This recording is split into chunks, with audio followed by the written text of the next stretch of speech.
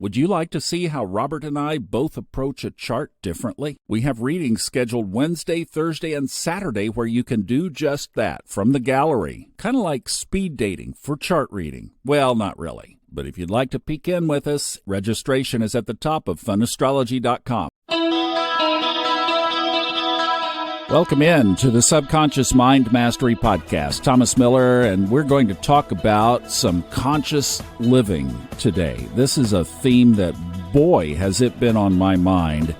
And I thought we would take a look at a tool that I've been using that actually one of our listeners and somebody that I work closely with, Kristen Lawhead, who does our Level Up substitutions when we need somebody to fill in on Sunday nights, that Kristen said something the other day in a way that just triggered this thought. It's about a tool that I've come to use and love that I think is one of the biggest aids in living a conscious life that there is. Now, actually, I'll take that back. Second biggest tool, or one of the biggest contributing tools, because the biggest tool for living the best conscious life is to reprogram your subconscious mind. We've been talking about that for 10 years together here. This podcast is full of episodes that talk about how to do that. All kinds of areas, from one of the early series of 3 podcasts that we did about our beliefs, which really drive our subconscious programming, to non-resistance, which is what we've been talking about a lot lately, to reconnecting with Source, which is also very important. But since we got onto this high timeline theme around here, that whole idea of just playing your A game has been going through my mind a lot. And yet, as this is being recorded within the last 60 days of the time I'm recording this, so there's been a little bit of healing time in here now, I had something happen that I outlined a couple of episodes back that just completely knocked me off that game for a while. Like we all have happen. My brook dried up, referencing the previous episode. So the question always comes not what do we encounter, because we all encounter all kinds of stuff. The question is how fast do we get it back on track? So this is where I'm going to talk about for a few minutes astrology. Not from any kind of point we're not going to talk astrology. I want to talk about astrology because I think that this is a tool that we've been given by the divine to show us a path, to show us where energy is active in our lives, to give us some warnings. I'll give you an example here in a second, to give us some warnings about steps that we might be best not to take. And see, like with my situation that I outlined previously, it's back there in a couple of episodes, that caught me off guard. I think had I been looking at a chart at that very moment, which I wasn't, I would have had a different outcome maybe. And that's pretty wild when you think about that at any given moment of time in your life just about, you can look at that chart and have guidance for what it is that's in front of you at that time. In fact, as I'm listening to this, I'm like, okay, I'm keeping a lot closer eye on that app. You can put it on your phone. I mean, you don't have to go back to your desktop computer. You just get one of the apps on your phone. There are a bunch of them. We can mention that here in a minute. But there are apps that you can have right there at your fingertips where you can look at what's going on up in the sky and see how it applies to you. What's sad is astrology in my upbringing was something that was absolutely strictly forbidden. It was of the devil. Satan was behind it. I was taught that it was divination in the Bible. In other words, seeking answers from the evil spirit side. So all of my life, see, I missed 50 years. I really did. I missed 50 years.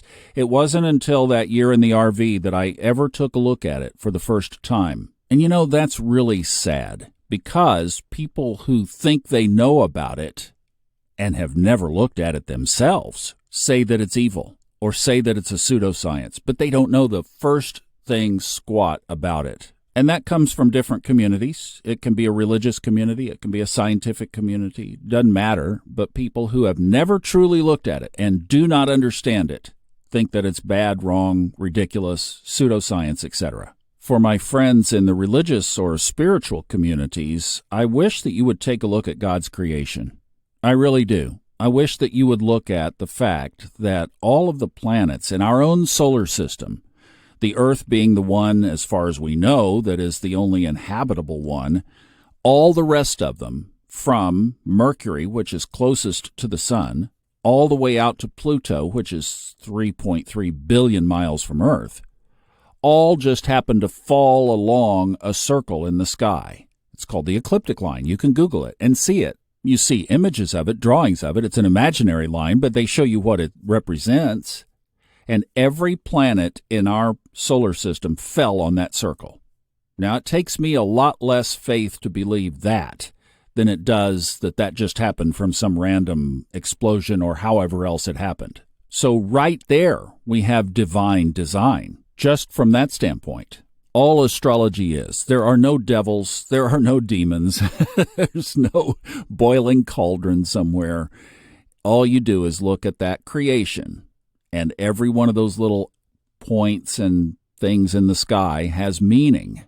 And you simply learn to know where they are and how they relate to each other through another divine system of the order of mathematics, how the universe is wired basically is physics, and you just look at how the meanings relate to each other. If somebody understood that, I truly don't know how they could say that it was of the devil. Now, that's the religious side. The scientific side, well, they want everything to be provable according to scientific research principles. Can you put it in a test tube? Can you observe it? Can you pattern it? Can you replicate it? The 7 steps of the scientific method are question, research, hypothesis, experiment, data analysis, conclusion, and communication. I am laughing in this booth as I'm looking at this. That's an astrology reading right there. Oh, but it's not science, it's pseudoscience because it can't be proven with a scientific method. Okay, whatever you say. That's exactly that's a form of an astrology reading right there. All right, so you want to go down that route? Well, let's do this. Let me give you a couple of examples of things that have happened recently where I've used astrology very practically in my own life. As I am recording this on the date of April 28th, 2024, there have been a couple of emails come my way this weekend, the tone of which kind of turned snarky toward me. There's also something else going on in my world that has just been a disruption, a frustration, something that I really don't want to address, and yet something that maybe I should, I don't know. So I was sitting with both of these. Here's this snarky email. Okay, wow, whoa, that person has got some stuff. And then here was this situation that's been ongoing that, like, should I do anything? I don't think so. Maybe I should. I don't know. I don't feel comfortable in the whole situation. So, recording the next day's Fun Astrology podcast, I saw in the chart very clearly, don't do anything. And specifically, avoid confrontation, avoid that aggression to react. I mean, right there, that just diffused 2 potential firestorms. And at the end of the day, I can sit here in my human little self that would like to strike out and fully realize that not doing that, not reacting, doing what the chart very clearly says is exactly the right response. All right, let's go back to our scientific method. First of all, ask a question. Well, easy. Should I react?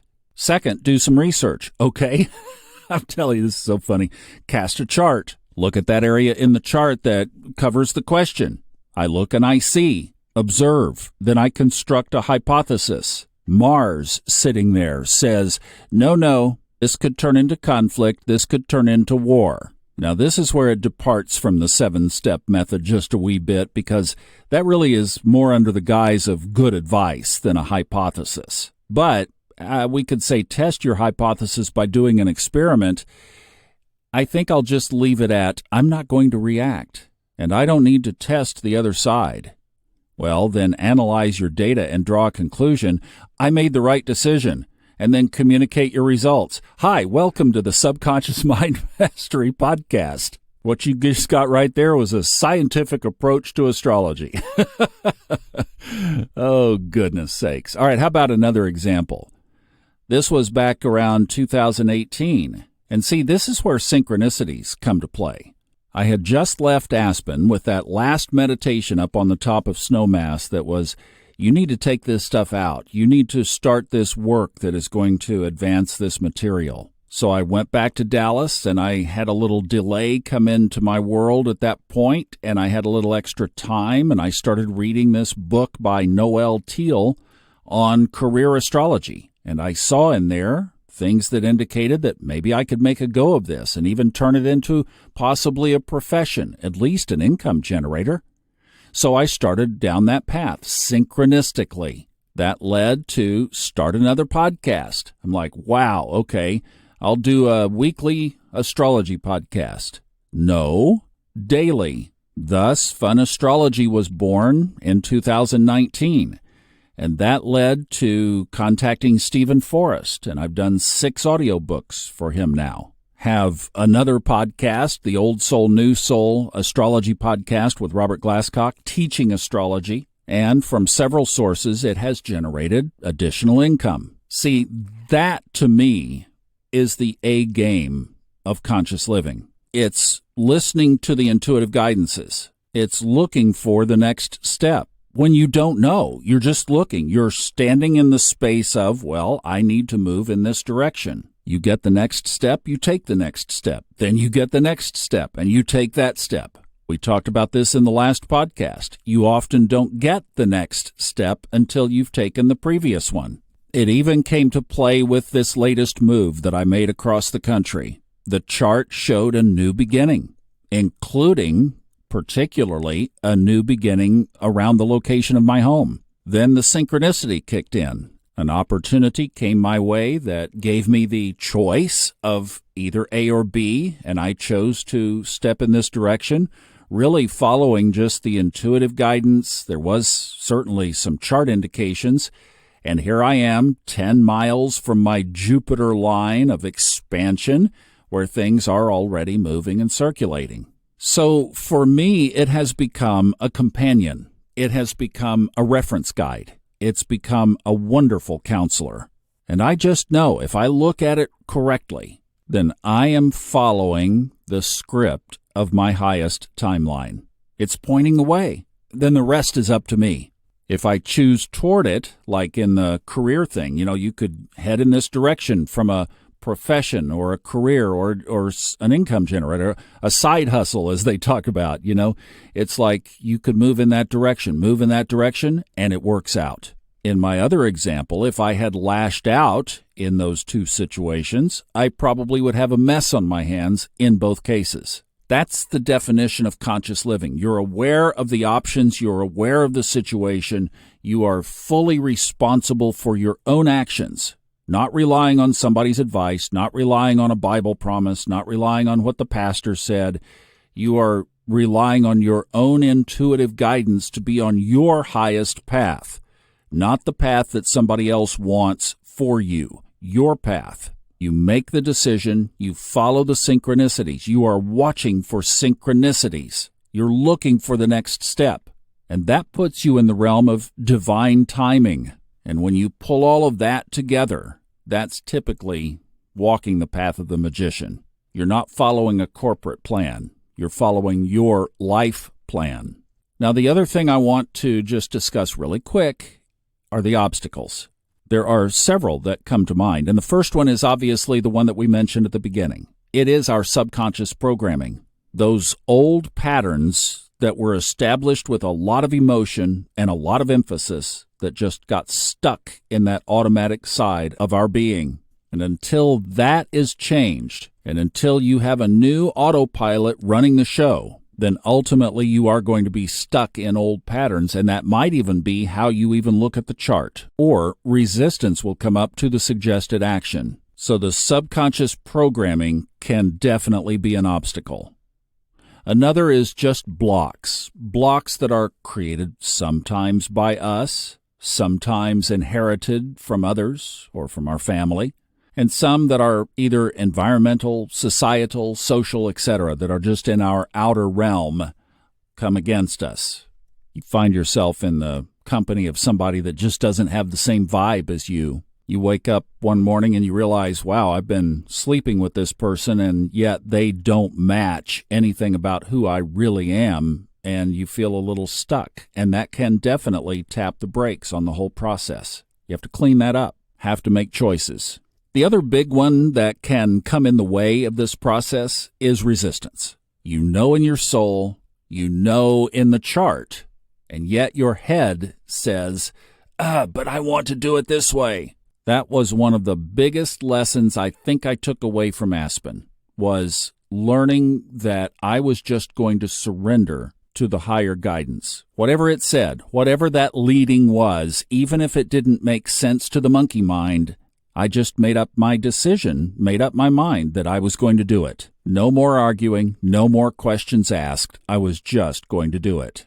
It's been over 5 years, it's been 6 years now since I left Aspen. That process has now become automatic. Talk about a new subconscious program. When I get that guidance, I do it. And this is the other thing, too, is I don't try to force the guidance, because I think a lot of times we do that, too. We try to create what our mind wants and put it in the skin of the soul, and that doesn't work either. This has to just be pure and raw exposure to the higher path. Now, I know that there is one thing probably going through your mind. You're probably thinking, okay, this is all good and well, Thomas, but I don't know how to look at that crazy thing and even know what I'm looking at, or much less how to interpret it. And that's the rub. But I will tell you this, it has gotten a whole lot easier with technology.